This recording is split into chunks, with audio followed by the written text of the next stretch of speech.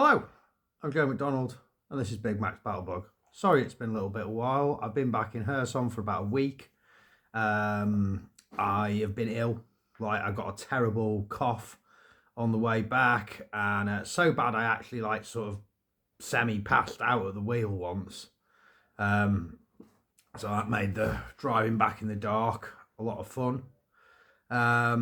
So yeah, the Netherlands, which was the unspecified country I went to, went well. It was pretty. It was a busy trip. Sort of we drove to Lviv, stayed a night in a hotel. Next day got on a bus that broke down somewhere in Poland or Germany, and then we got on another bus. Got the next morning, we're straight into it. Up at 6 in the morning, up at 5:30 in the morning, out the door for 6:30 with some film crew. They're filming a documentary about drones that's going to appear on Dutch national television in April. And then there's so from that we then went to another place, which was right outside the Dutch East India Company headquarters in the middle of Amsterdam, and that was where we did some testing of this drone boat that this Dutch organisation have developed, with view to building 35 of them or something. And we tested that out, and hopefully relatively soon my unit should receive a couple of them, one to start with, and then kind of need a few more to make it a viable project. So that's good. Should be very, very interesting people. I was pretty impressed with just how many different sorts of people and how much public support there is for Ukraine in the Netherlands. It's very much they're on our side, so it's good to know. So yeah, we did that, and they also gave me a car. It was a bit of a coalition of organisations. Protect Ukraine is probably one of the main ones, but there's also Netherlands for Ukraine and Eyes on Ukraine. And one of the guys there had also worked with Jeeps for Peace, who are the people who sort of made me a chaplain and gave me a car. So yeah, it was good to see all these charities working together. I'm really in favour of that. I think as many organisations as possible should be working together. So we basically just help using everyone's expertise and knowledge and manpower to streamline the process of getting stuff into Ukraine, and learn from each other as well. More night vision and drones, less woolly socks and cans of energy drink. Well, woolly socks are nice, but cans of fucking. I met some guys at the border, and they were like, they brought in an ambulance, which is dead cool, but we're getting cans of energy drinks for the guys. I just see that as wasted money, I didn't want to say anything at the time. I didn't want to be confrontational or rude. It was late, it's 3-4 in the morning at the border, but on the way back. But I'm like, fucking guys want energy drinks, they buy their own fucking energy drinks. That money can much better, even if it's 1/10 of a drone a month, it still adds up to something useful. Energy drinks we can buy ourselves, we get paid. So anyway, we did the boat thing, and then we went back, and the next thing was speaking at the Royal Groot Industrat Club, the Royal Great Industry Club in the middle of Amsterdam, which is a very prestigious venue. And I and a few other people spoke there about drones and the situation in Ukraine and what one of the charities has been doing there. And there were some other interesting things. There was a guy from a company that made AI drones that I visited as well later on. So yeah, I spoke at that club. I'm the first person. One Sock is the first dog in that club who isn't a service dog, and I'm the first person to speak there without a tie, as I was in military uniform.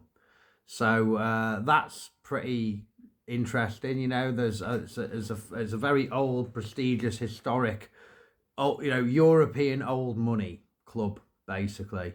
Not a nightclub, like a very rich men in armchairs kind of club. So that was an honor. It was an honor to speak there. Met some really lovely people as well. The Netherlands is nice. The Dutch are lovely. If it wasn't for the almost like Britain weather, I'd consider living in the Netherlands in the future. But hopefully, like by the time I get to retirement age, global warming will have caught up a little bit. So yeah, so spoke at that club, and then the next thing we did was got taken to a hotel. The next morning, I spoke at a course that's run by the Dutch Ministry of Defence, and there's some people on the course who are considered, like movers and shakers, people who are going to be in charge of more than they are now. And there were some very senior military people in the room, and some senior kind of, I suppose in England we say civil service type people, and some other people from like industries that work directly with the Dutch MOD. And they asked me a lot of questions and I answered them, and apparently I gave value in my answers. They were happy, so that was a thing. And then that was kind of it. There was some other meetings and stuff that happened afterwards, mostly on the phone, with organisations and stuff in the Netherlands about helping my unit and that kind of thing. But yeah, that was pretty much the Netherlands, and I drove back in the vehicle they're giving me, which is my vehicle now, not the army's, mine, which is great. The L200 one is like, it's mine because it's a chaplain's one and not like registered with the battalion, but it still can't leave Ukraine.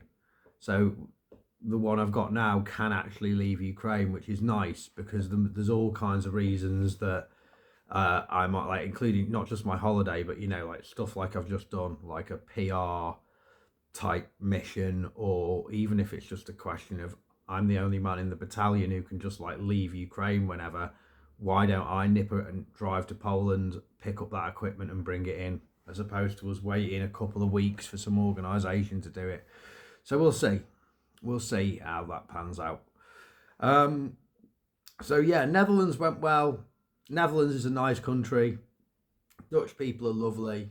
Yeah, approved of the whole thing. It went well. Oh, it hasn't happened yet, but there is a pretty high chance, that I have been part of some successful negotiations to provide the armed forces of Ukraine with a lot of small suitcase generators.